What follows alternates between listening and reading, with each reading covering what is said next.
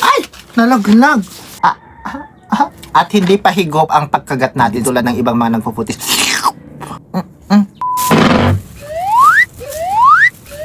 So, ayun na nga. May nagpadala sa atin ng banana muffins. Basta, ano siya, assorted. So, syempre, bubuksan natin at kakainin. Alangan titigan man natin ito, di ba? Ito na. Ang higpit ng pagkakatali. Oy, wait lang, pakita ko sa inyo. Para may ano tayo. Visualizing. Oh, ang ganda na itsura, B. Tapos ang lalaki, ha? Siguro ito yung ano, banana muffin. Ito yung, wait lang, isearch ko. Siguro ito choco, blah blah blah. Basta. So, syempre, bago tikman na isang pagkain, may ASMR mo ng ganun. Ay, parang iPhone lang na hinilang ganun, di ba? Ay, ang bango. Kaalam ko paano ipoposition ng camera. Nagigigil ako. Wait lang. Ayan. Paano ba? Masyadong mataas naman, be. So, magpo-food taste pa ba tayo? Dito na lang ulit ako magda-direct voice. Hindi ako mag-under agency. Ano? Wow!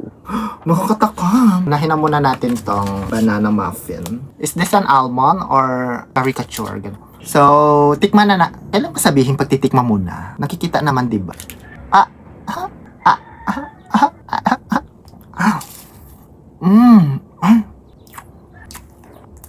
Hindi dry yung dough. Mamasa-masa. Which is I like it.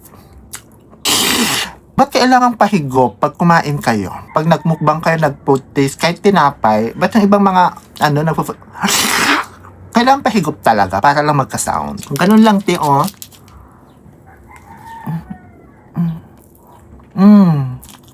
Sweet and silent. Uy, ang sarap.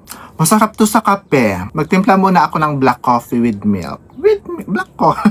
Parang gusto ko ng coffee kasi sakto almusal ko na rin ta. Hindi ko matigilan. Ito yung pinagkapihan ko kagabi. Hindi ko naubos kasi inantok na ako. Diyan lang kayo, wag kang aalis, ha? And I am back. So, ay! Nalaglag. So, paano to? Wala tayong table ba? Paano ako iinom ng kape? Patong sa kama, B. Waterproof yung ano ko, bedsheet ko. Okay, mag-alala. So, kahit ito lang yung kainin mo, masarap pa rin. Hindi nga siya dry. Hindi rin basang-basa.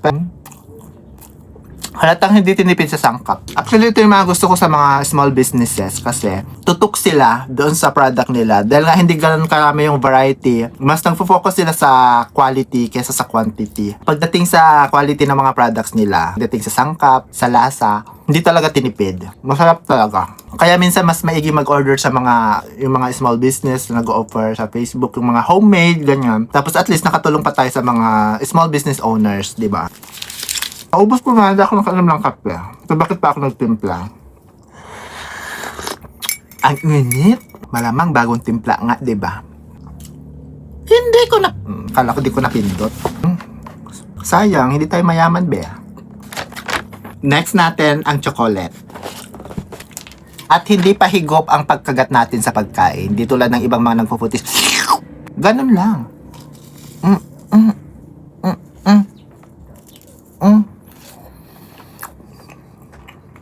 Malambot, basa, hindi dry. Yung may moist, hindi ka magpo-focus, be.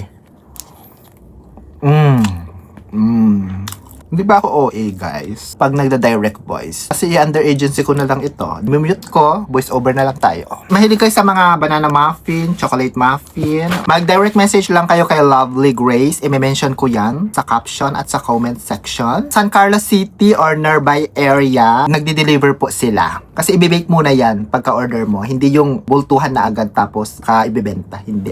Hindi ko pala natanong kung magkano yung price nito.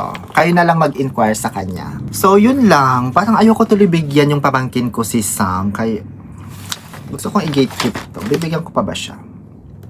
Sam, gusto mo ng banana muffin? Ha? Gusto mo ito?